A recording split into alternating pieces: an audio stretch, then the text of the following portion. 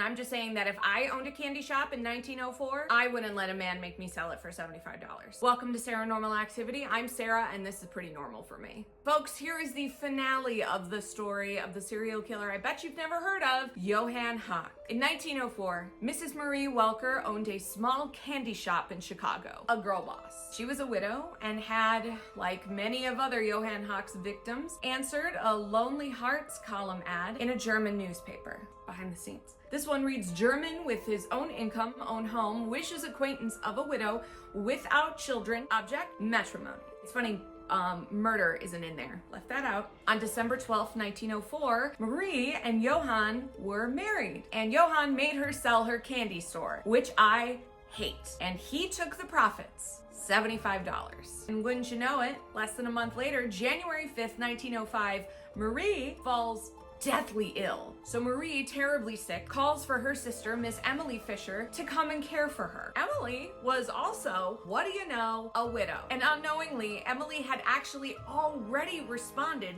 to one of Johann's other Lonely Hearts ads that he was still putting out even as Marie was dying. The very distracted sisters did not put together that Emily's mystery newspaper man was the same guy as Marie's oh-so-worried husband at her bedside. Despite this, Marie was picking up on a little something between Emily and Johann, telling her sister, I'll be dead soon and you can have him.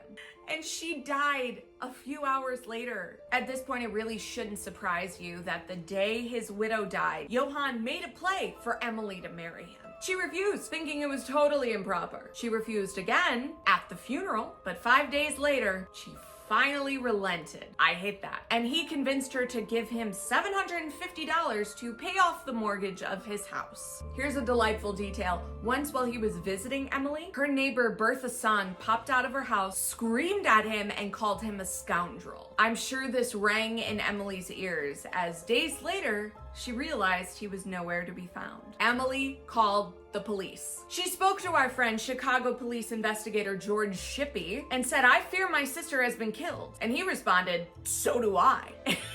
That's not funny. Shippey quickly got Marie's body exhumed, and the coroner was able to check for signs of arsenic poisoning. At this time in particular, it was very common to use arsenic in embalming fluid, which meant that if you were examining for arsenic poisoning, it would be nearly impossible to detect trace amounts because there was arsenic just everywhere. But Marie had been embalmed with a new technique that didn't use arsenic, so they were actually able to detect it in her body. There was no doubt that she was indeed poisoned. Shippey, hot on the case. He had a fresh body with all the evidence he needed to take down Hoch. He sent out Hoch's photo to newspapers across the country so everybody would know his face. That's why on January 30th, 1905, New York landlady Catherine Kimmerly found something familiar about her new boarder, Henry Bartles. He was a little too friendly, a little too eager, and had just proposed to her after being there for one day. Her eyes lingered on his face,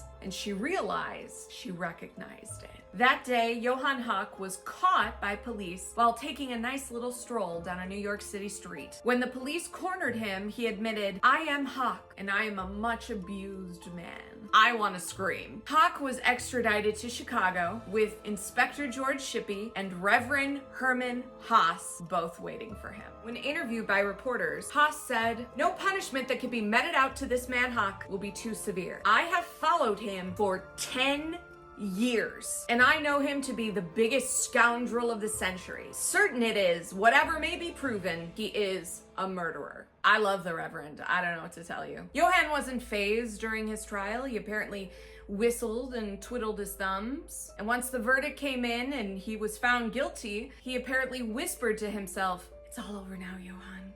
It serves me right. What in the jinx? Johann was sentenced to death by hanging. For his last words, he said, I am done with this world. I have done with everybody. And to that, a local reporter said, Mr. Hoch, the question remains, what have you done with everybody? We will never know what he did with every woman he killed or how many there actually were. In 1935, inside of the Chicago house where Hoch had lived with an Indiana widow and her 15-year-old daughter, who had mysteriously disappeared, there were human remains found in the walls. How many more remains have been found that we'll never know if they are victims of Hoch? Hoch was buried here it is. Here's our connection. We found it.